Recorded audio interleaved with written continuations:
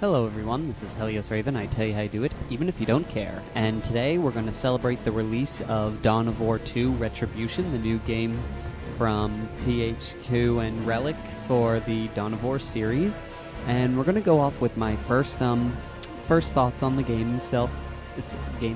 I've only been playing the game for about 40 minutes now.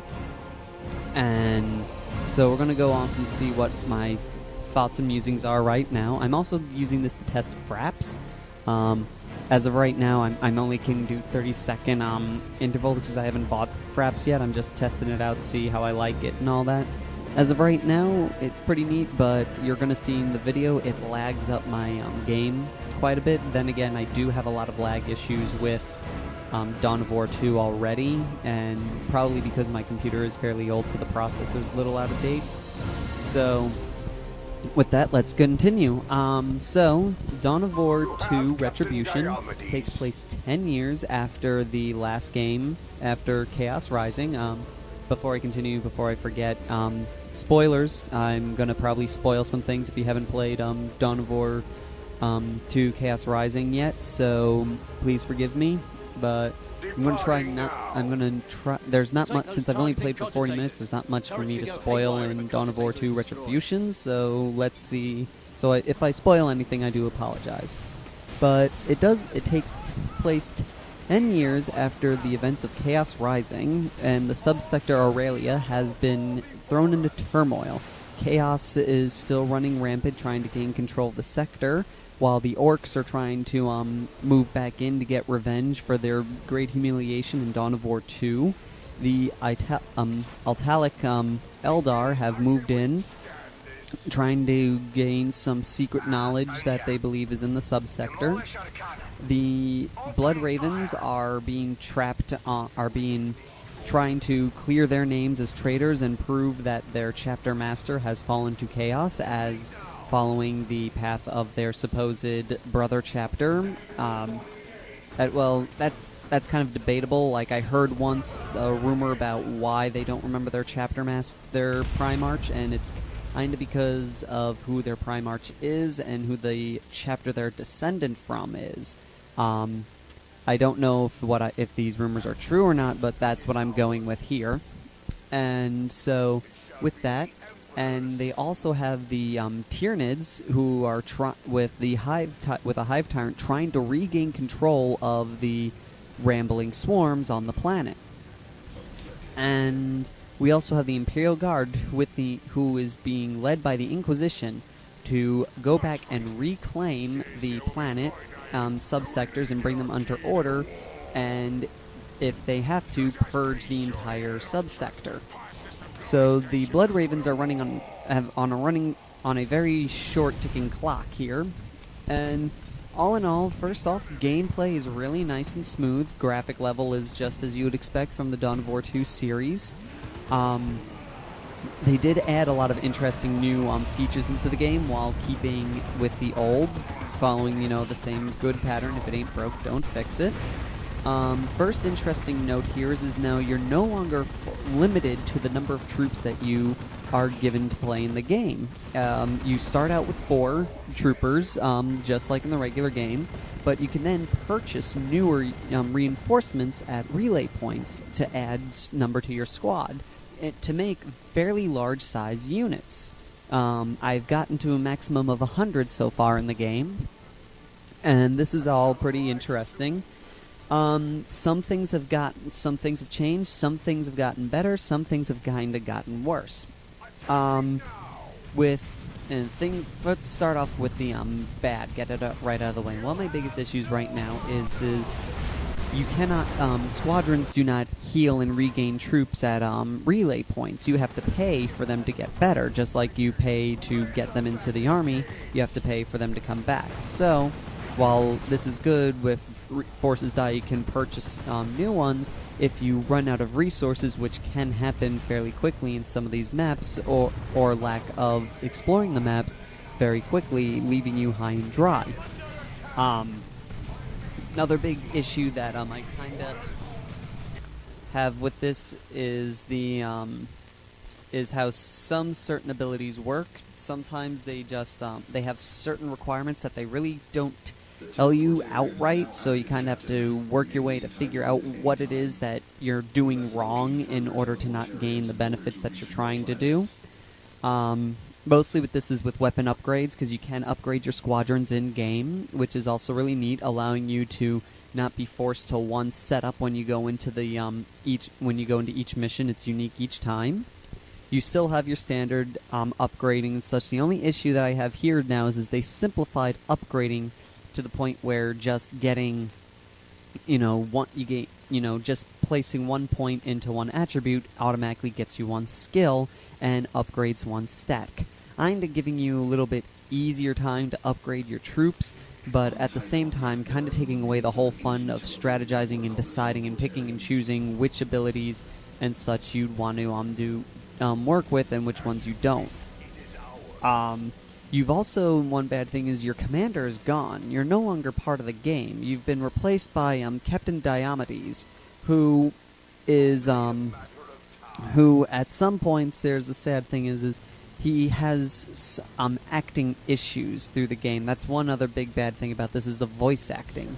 Like I said, Diomedes can be very good at his dialogue, like in this moment here. Brother Marines are engaged in the destruction of Argus settlement. They must be stopped at all costs. Should they refuse to stand down, use of lethal force is authorized. You would not dare.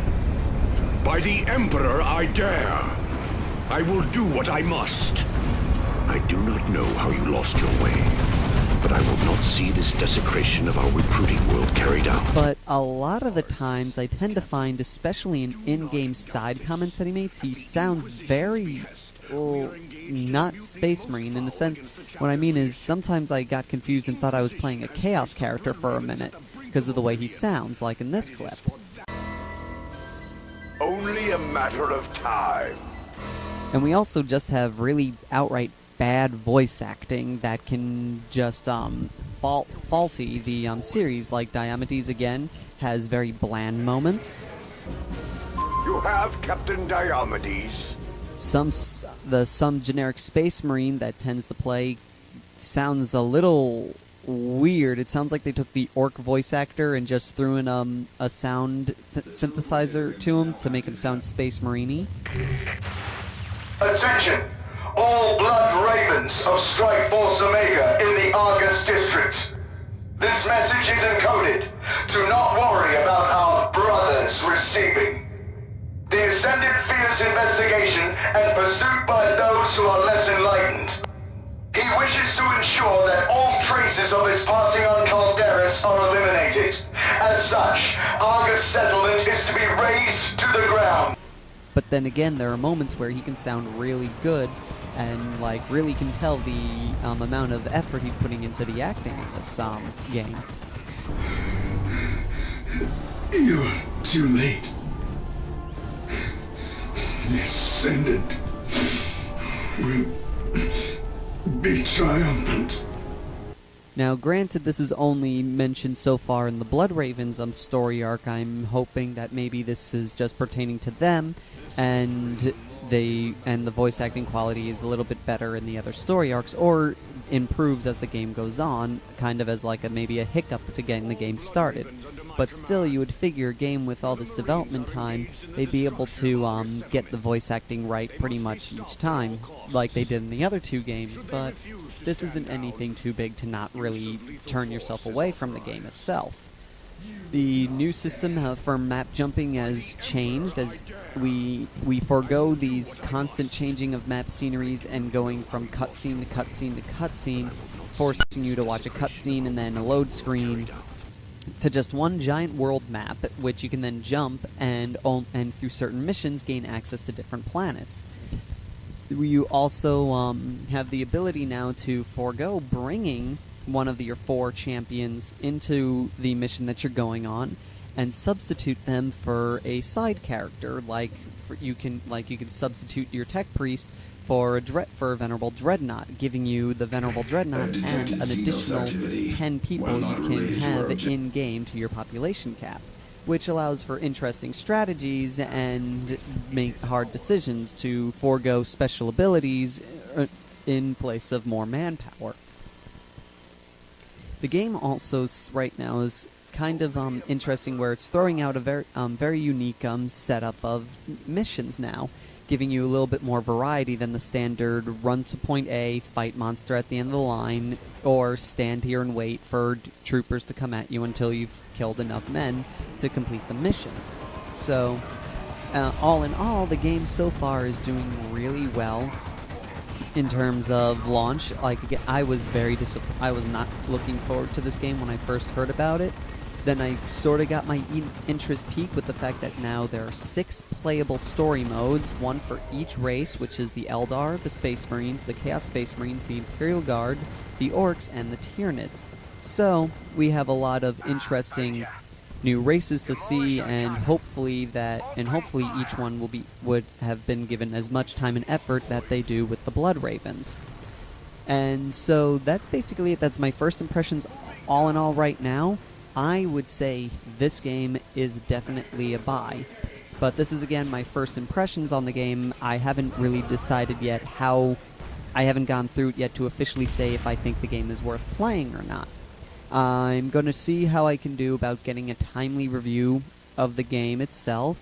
If anything, I'll give my thoughts and musings again on it, but looking at it, my first impressions of the game, I'd give this game a pretty high scoring of about maybe an 8 out of 10, whereas it's great, but I'm still a little not sure. There are some flaws in the game that I wasn't happy with, things that they took out that I wish they didn't, things that they kept that I kind of would have liked to have gotten rid of.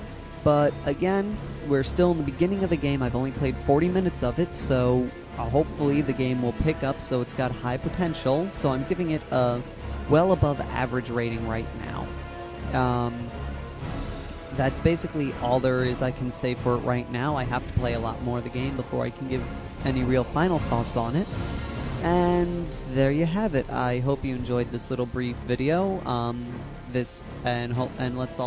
So now we'll continue on with our new videos next week. And for right now, I think I'm going to go celebrate the release of Dawn of War 2 Retribution some more by leaving you all to play the game. But before I leave, just one last hint here on the Steam accounts for the once you install the game. If you can get a lot of downloadable content. If you downloaded from Steam, you're allowed to pick one package to come with you when you got the game, and you can purchase the other packets for the Orcs, the Tyranids, the Space Marines, the Eldar, whichever one that you didn't pick. And they're only an additional 99 cents to have them added to your game, which is, from what you're getting, pretty much well worth it. So that's really all I can say right now.